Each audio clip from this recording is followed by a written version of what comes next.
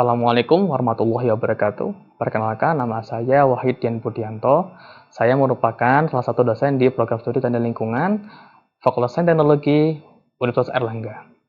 Saya bergabung di UNER sebagai dosen pegawai negeri sipil pada tahun 2020. Saya menempuh sarjana di ITS dengan jurusan Teknik Lingkungan dari tahun 2011 hingga tahun 2015. Selanjutnya, saya menempuh master di NCQU atau National Tsinghua University Taiwan dengan jurusan Teknik Lingkungan dari tahun 2015 hingga tahun 2017. Dalam proses kegiatan belajar mengajar, salah satunya saya ditugaskan dengan mengajar mata kuliah Mekanika Fluida dengan kode mata kuliah ID 206 bersama dengan teaching yang lain. RPS atau Rencana Pembelajaran Studi, mata kuliah ini memiliki capaian pembelajaran mahasiswa prodi sarjana teknik lingkungan semester 3, Fakultas Sains Teknologi mampu menjelaskan dan mengaplikasikan prinsip dasar aliran terfluida dalam bidang teknik lingkungan. Pertemuan dirancang 16 kali tatap muka, termasuk UTS dan UAS, dengan saya ditugaskan pada 8 kali pertemuan. Metode pembelajaran yang digunakan adalah dengan ceramah, diskusi, dan juga tugas. Baik secara sinkronus tatap muka di kelas maupun asinkronus melalui LMS Hebat e-learning yang dimiliki oleh UNER. Mata kuliah Mechanical Fluida merupakan mata kuliah yang mempelajari mengenai apa saja yang terjadi pada fluida atau benda cair dan bagaimana kita mendapatkan manfaat dari info tersebut. Dalam bidang teknik lingkungan, mata kuliah ini termasuk mata kuliah dasar dan sangatlah penting untuk menunjang mata kuliah terapan pada semester selanjutnya. Pada pertemuan, mahasiswa diajarkan mengenai karakteristik fluida, statika fluida, dan persamaan dasar yang bekerja pada fluida, seperti hukum Bernoulli, viskositas, dan lain-lain. Setelah mahasiswa memahami konsep dasar dari mata kuliah tersebut, maka materi selanjutnya adalah terapan konsep yang diaplikasikan di bidang teknik lingkungan, yaitu materi saluran terbuka dan materi saluran tertutup. Isu utama pada mata kuliah ini adalah dengan muatannya yang terlalu teoritis, sehingga mahasiswa cenderung bosan dan memiliki persepsi bahwa mata kuliah tersebut sangatlah sulit. Salah satu penyebab mahasiswa sulit memahami konteks adalah bahan ajar dengan bahasa-bahasa yang sangat asing. Contohnya adalah head loss, velocity head, pressure head, elevation head, energy grade line, dan hydraulic grade line. Dalam memahami, seringkali mahasiswa memerlukan objek atau hal yang dapat mereka bayangkan, supaya mereka dapat mendapat gambaran yang sangat holistik. Maka mengaca pada hal tersebut, inovasi pembelajaran yang saya lakukan adalah dengan menambahkan unsur praktik lapangan pada proses pembelajaran.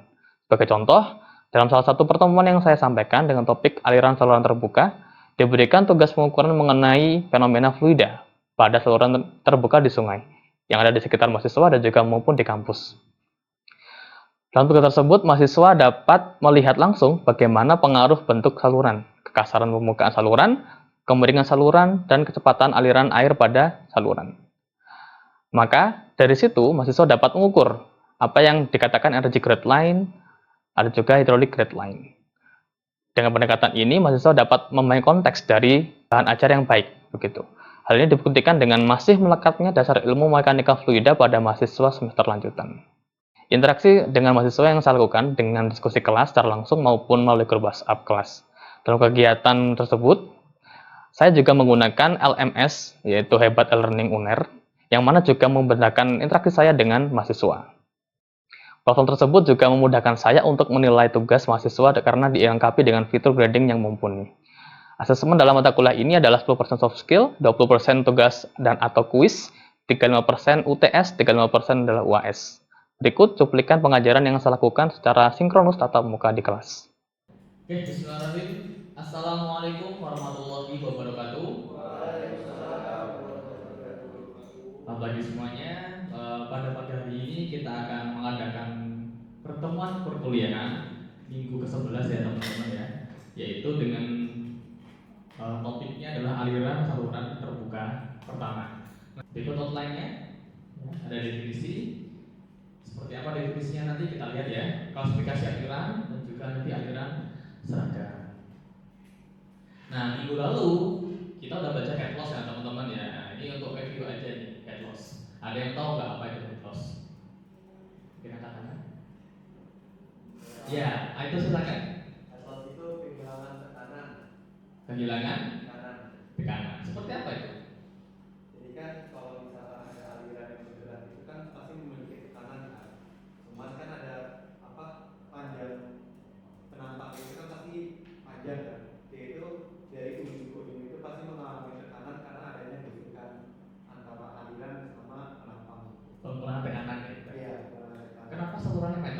ada Pascal. Kan Pascal ya. Kalau Pascal meter, betul tidak ya teman-teman? Betul ya. Kenapa meter? Meter karena kita apa ya? Kalau Pascal itu kan sebenarnya juga satuan dari Newton. Kan? Itu juga sebenarnya kalau misalkan diisi lagi itu meter per kilogram apa itu? Tidak tepat. Kenapa? Ada yang tahu mungkin? Kenapa satuannya meter bukan Pascal atau yang Newton? Kan kehilangan tekanan, betul ya? Karena itu adalah satuannya Newton, kayak gitu-gitu. Ini meter, satuan apa meter itu? Satuan panjang, ya kilometer. Lah ini kan satuannya panjang. Kenapa kok dipakai untuk mendefinisikan kehilangan tekanan? Ada yang tahu? Karena untuk memudahkan dalam menggambarkan di kehidupan nyata, ya teman-teman ya. Memang itu ada satuannya. Misalkan ya, kita ukur suatu kehilangan tekanan di sistem ya. Ketemu berapa? 3 meter katakan ya. Nah, kita untuk mencapai titik itu perlu 3 meter. Kebayang nggak 3 meter sepanjang apa? Kebayang ya? Kalau 3 Newton, kebayang nggak? Iya nggak? Kita belajar tadi apa? Saluran terbuka. Nah, ini ada open channel flow ya teman-teman ya. Apa itu open channel flow? Refers to the flow liquids in channel open to the atmosphere or in partially filled conduits and is characterized by the presence of a liquid gas interface called the free surface. Jadi adalah sebuah liquid yang berada dalam sebuah saluran yang mana dia sangat terbuka dan kontak dengan atmosfer. Atau ada suatu pipa yang dia terisi sebagian saja sehingga ujungnya masih ada permukaan udaranya, itu masih saluran terbuka. Selanjutnya kita akan membahas mengenai free surface ya. Apa free surface? Ada yang tahu mungkin?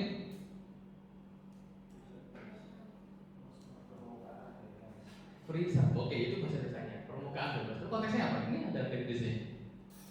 Means that the liquid surface is exposed to the atmosphere. Apa? Permukaan cairan terekspos ke atmosfer. Jadi kalau ada free surface berarti itu adalah open channel. Gitu ya. Itu definisi singkatnya dan mudah. Nah ini beberapa klasifikasi ada teman-teman ya. Ada unsteady, ada juga yang steady. Unsteady itu ada yang variform sama dan uniform. Non uniform ada 2 lagi, ada gradually sama rapidly. Steady juga begitu, ada 2, uniform sama non uniform. Nah yang vari juga non uniform ada 2 juga, gradually sama rapidly.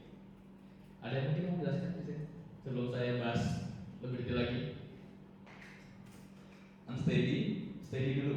Apa yang steady kira-kira? Tidak stabil. Kalau steady, stabil ya. Maka kalau kita katakan unsteady flow, berarti cairan itu tidak stabil. Apa yang nggak stabil biasanya? Kalau kecepatan apa? Saya bocor ya. Aliran itu apa berarti? Kalau nggak stabil? Nah ini teman-teman sudah ada ini ya bocor-bocoran ya. NRE turbulen ya itu resultnya ya, hasilnya. Tapi apa unsteady itu? Tidak stabil. Ya. Wah itu pintar sekali. Itu apa? Lalu saya adalah definisinya apa kira-kira unsteady? Ketidakstabilan apa kalau dalam aliran itu? Kecepatan. Saat dia di sini cepat, bisa lambat, cepat lagi kan nggak stabil ya teman-teman ya. Maka terbentuk apa? Sebuah turbulen ya, turbulensi di situ. Kalau alirannya stabil terus, sama terus, V-nya 2 gitu, ujung ke ujung, maka cenderung stabil. Jadi apa yang berubah di sini adalah V ya, V-nya. Nah di situ juga ada dua apa namanya beda lagi, uniform sama non uniform ya atau variant. Nah uniform itu adalah dia seragam. Kalau non uniform dia bisa berbeda-beda. Nah berbeda-beda itu juga 2 lagi, gradually sama rapidly. Perubahannya sangat cepat. Apa berarti rapidly ya? Kalau gradually berarti apa? Dia pelan. Itu teman-teman ya. Jadi ada aliran, kita ingat ada 2 apa pembagiannya steady yang steady. Juga ada 2 lagi, seragam sama nggak seragam. Nggak seragam ini gimana? Karena perubahannya terlalu cepat sama sangat cepat ya, atau lambat gitu. Oke, kita lanjutkan aja. Nah, sekarang kita membahas mengenai perbedaan keduanya, teman-teman ya. Ada aliran steady flow ya, mantap ya. Mantap. Kalau mantap di sini kan berarti ini ya, namanya tetap ajek gitu. Kalau bahasa Jawa ajek. Kalau tidak mantap berarti kan ragu-ragu. Enggak. Di sini jadi dia tidak stabil teman-teman ya. Steady flow. Nah, kalau dalam rumus diferensial ya, kalau kita dilihat di situ, steady flow memiliki diferensial V dan diferensial T itu sama dengan 0. Artinya apa? Dia sama over the time ya. Jadi over the time dia akan tetap sama. Jika dibagikan diferensialnya maka akan jadi 0. Kalau unsteady dia tidak sama dengan 0. Jadi di situ dia namanya unsteady flow. Seperti itu. Bisa dilihat di sebelah kanannya teman-teman ya. Ada penggambarannya. Now same as future kalau steady. Jadi sama seperti ke depannya. Kalau unsteady dia akan berbeda. Oke. Ini yang tadi uniform teman-teman ya, sama uniform. Nah, kalau yang uniform dia itu di over the time, over location itu terus. Persamaannya apa? Differential V ya di tempat X, di tempat Y, sama di tempat Z itu sama dengan 0. Nah, tapi kalau gradually ya atau berubah tadi uniform flow itu sama X sama Y sama Z itu berbeda, jadi tidak sama dengan 0. Intinya berubah ya teman-teman, berubah. Oke. Biasanya juga disebut dengan varied flow ya, uniform itu dengan varied flow. Boleh tanya ya nanti ya kalau bingung ya, angkat tangan. Nah, di sini ada yang tadi teman-teman ya. Kita bahas sebelumnya yaitu yang rumus. Nah, sekarang kita bahas di kehidupan nyata atau di contoh nyata ya. Apa sih yang dibilang uniform flow? Nah, uniform flow seperti yang sudah digambar teman-teman ya, itu adalah aliran sungai sebelum batu. Dia gimana? Cenderung flat gitu ya teman-teman ya, flat. Kalau yang non uniform gimana? Ada turbulensi. Nah, itu perbedaannya teman-teman. Dia change over the time ya, dia tidak stabil. Gambarnya seperti yang di kanannya, teman-teman lebih detail lagi ya. Uniform flow seperti itu ya, stabil aja. Nah uniform dia akan berubah. Itu kira-kira gradual atau rapid? Mana yang rapid kira-kira? Karena dia ada dua uniform ya teman-teman ya, yang kan uniform. Ya kan? Apa? Dua tadi. Rapid sama gradually. Ini apa kira-kira? Rapid kan? Rapid ya, kita bocoran aja. Terus ini dia apa? Gradually di sini. Habis itu dia tetap jadi uniform flow. Jadi memang tidak selalu sama all the time, tapi kalau dia perubahannya itu ada, maka dia dibilang apa? Non uniform. Nah, tadi sudah saya teman-teman ya. Yang terjadi di Sungai lagi ya. Itu adalah tadi uniform flow sebelumnya. Oke. Terus mendekati dengan terjunan atau dengan air itu jadi apa? Gradually varied flow, pelan-pelan berubah. Nah, terjunan tadi apa? Rapid varied flow. Gradually lagi ya perubahannya jadi uniform flow. Seperti itu teman-teman ya. Saya rasa teman-teman sudah paham ya mengenai konsep jenis aliran. Ada apa? Ada berapa tadi? Ada ya? Berapa tiga? Dua apa aja mas? Ya oke. Itu bawahnya lagi steady sama unsteady ya. Di bawahnya lagi ada apa lagi? Uniform, non uniform. Non uniform ada dua lagi. Apa tadi? Gradually sama seperti itu teman-teman ya. Wah ini lulus semua nih kayak yang bedanya di sini ya. Semuanya lulus. Iya belajar teman-teman ini. Saya bangga. Oke. Nah, di dalam mendefinisikan saluran ya, atau aliran, kita itu juga memiliki bilangan teman-teman ya. Ada bilangan Froude. Pernah dengar bilangan Froude? Mungkin pernah dengar ya di satu tempat ya, Froude number. Nah, Froude number itu menggambarkan suatu kekritisan aliran. How critical the channel is. Ya. Jadi ada beberapa bagiannya. Ada tiga, subcritical, critical sama supercritical. Tergantung dari bilangan Froude number. Dia tidak punya dimensi atau tidak punya satuan ya, dimensi number. Gimana ngitungnya teman-teman? F sama dengan V. V itu apa? Sini kecepatan ya. V itu kecepatan dibagi dengan akar G dikalikan L. Apa G itu? Gravitasi. L itu apa di sini? Length itu apa? Panjang. Ini saluran teman-teman ya. Nah kayak gitu. Jika hasil dari akar itu adalah less than maka dia meninggal aliran subkritis. Kalau sama dengan 1 dia aliran kritis, melebihi 1 dia aliran superkritis. Seperti itu. Ada airnya di sini teman-teman ya, ada air. Mana Aceh?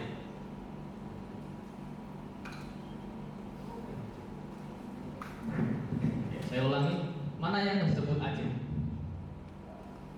Cross sectional flow area, yang mana? Ada yang mau jawab mungkin? Lama ya, kebun maghrib nanti. Ya, ini Aceh teman-teman ya. Nah ini Aceh. Luas dari ini ya, itu adalah Aceh. Lalu P itu apa? Keliling basah. Keliling basah itu mana? Pinggir-pinggirnya. Betul, pinggir-pinggirnya ini. Kalau ini tadi kan total ya. Ya. Jadi misalkan di sini ada 2, di sini ada 4 gitu. Berapa P-nya? 8 ya, teman-teman ya. Oke, Aceh-nya berapa? 8. Itu biasa apa kan? 2 kan? Ya. Ini P-nya kan tadi keliling ya. Contohnya apa P? Meter ya. Kalau Aceh apa? Oke. Seperti itu teman-teman. Nah, kita balik lagi ke pembahasan bilangan Reynolds ya. Jika RE nilainya itu di bawah 500 ya, berdasarkan apa namanya cekel ya dan simbala, ini adalah buku terbaru. Ada juga yang lain ya. Ini depends on the time, depends on the bukunya yang dirujuk. Kalau dia di bawah 500 namanya apa? Laminer. Kalau di bawah 500 dia turbulen. Transisional antara keduanya. Ya, nah, oke, sekarang kita lihat soal teman-teman ya. Kata soal ya, apa yang diketahui ada air ya, suhunya sekian, ini nggak penting ya sebenarnya ya. Dia apa namanya mengalir ya, berapa apa namanya lebarnya 10 feet ya, dengan kedalaman 6 feet. Ini berarti 10 feet teman-teman ya. Ini ya, dalamnya berapa? 6 feet ya. Berapakah bilangan Reynolds-nya teman-teman ya? Bilangan Reynolds-nya jika kecepatannya itu 0,1 feet per second.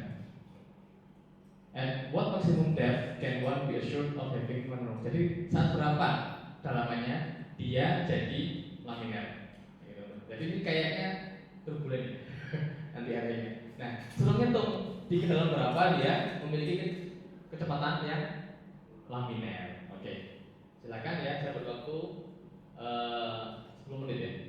Silakan teman-teman cek. Oke, Zaki, silakan Zaki dikerjakan. Ya. Itu ada tuh ya cara-caranya. Cuma mungkin kamu punya cara sendiri. Jadi ini di sini ya teman-teman ya, saya ulang lagi. Masalahnya ya teman-teman ya, kalian itu punya sebuah saluran, ya kan? Sebuah saluran. Dia memiliki lebar berapa? 10 feet ya. Dalamnya berapa? 6 feet. Disuruh hitung apa tadi? Bilangan Reynolds-nya, ya kan? Habis itu disuruh nyari tahu apa namanya kedalaman berapa dia jadi laminar. Jadi kayaknya ini bilangannya apa? Reynolds-nya nanti turbulen ya. Nah, kita cari tahu apakah turbulen atau tidak dari jawabannya Mas Saki. Oke, ya. Baik. Jadi ini dikerjakan untuk Anda teman-teman ya.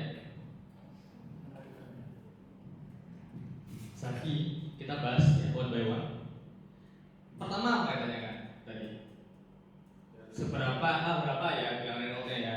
Nah, kita pasti tanya dulu apa? Kalau ya kita bilang Reynolds, bilangan kakiannya teman-teman atau bilangan keliling basahnya.